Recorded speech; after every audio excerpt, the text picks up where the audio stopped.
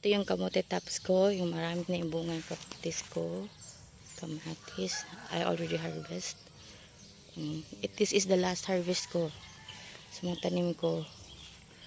Ito, patola, ang dami-dami na. Ito yung mga hangins ko, may patola din yan. This is the last harvest na pwede ko magawa ngayon because we are moving. At babalikan na lang to ng pwedeng bumalik dito para magtingin-tingin. Ito, yung iba, nilabas ko na for preparing for pull out at ilipat sa ibang place. Dito recreation naman to. Ito, I will miss my garden.